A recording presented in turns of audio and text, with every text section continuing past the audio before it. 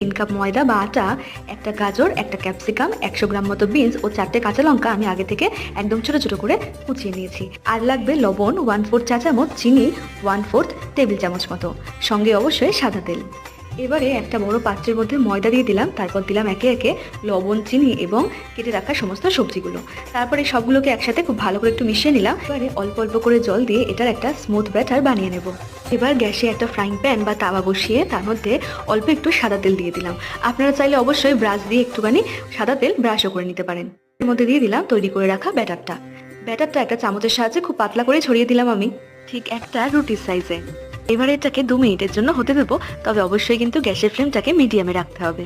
2-3 minute পর যখন বুঝতে পারবো নিচের দিকটা হয়ে আসছে, ঠিক সেই সময় আস্তে করে এটাকে উল্টে দেবো। তারপর আবারও এই সাইডটা বেশ কিছুক্ষণ একটু হতে দেবো। আবারও প্রায় 2-3 মিনিট পর যখন বুঝবো যে নিচের দিকটা হয়ে এসেছে, সেই সময়টাকে তুলে নেব।